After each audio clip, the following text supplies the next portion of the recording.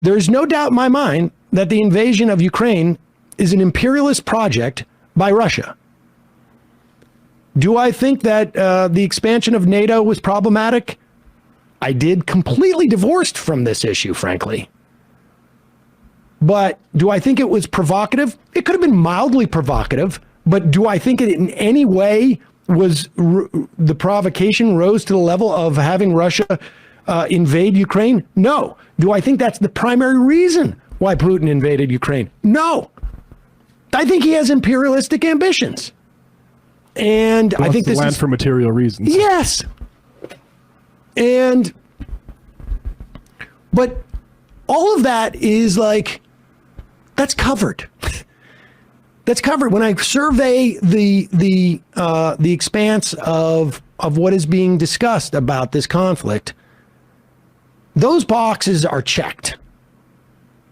What I don't see is any debate whatsoever,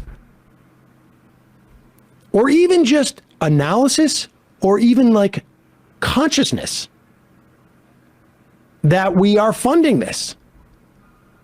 And, you know, we see the numbers that are presented to us publicly. I can assure you that every number that we see publicly, you can times it by 0.5, by 1, and that's the number of that's the money that's going out through other channels that we don't see. Whether it's covert operations, whether it's other, and I think that it merits a conversation as to like, how far are we willing to go? I'm not calling for the end of it, but I am saying like the only thing I can say that it's analogous to is like the way that we recognize the constitutional rights of, you know, not the way that the Constitution constrains the way this country reacts towards, you know, enemy combatants or people that we keep in Guantanamo. It really is like sort of like, this is more about what role we're going to play in the world. And I have no problem, or I have no reluctance or inability to justify supporting Ukraine in this situation. Russia is the clear aggressor. It is imperialistic. Their imperialism cannot be in any way mitigated by our imperialism. There's no doubt that, in my mind, that what Putin is trying to do is essentially freeze to death half of Ukraine to break their will.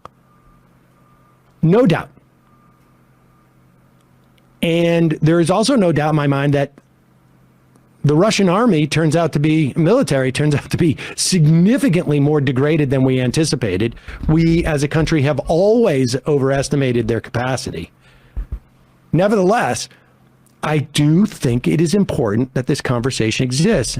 And if it was happening in other spaces in a reasonable manner, because people are talking about it in other areas, and they're, you know, talking about one division of the Ukrainian army, not even a division.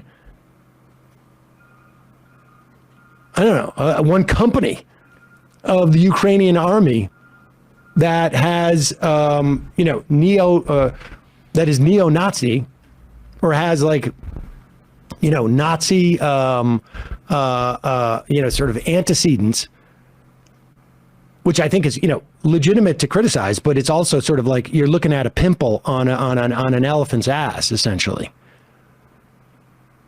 And I feel like, at least in this space, we can bring up the questions that I think are important in terms of American behavior, and that are important to bring up without it being this sort of knee-jerk campus stuff.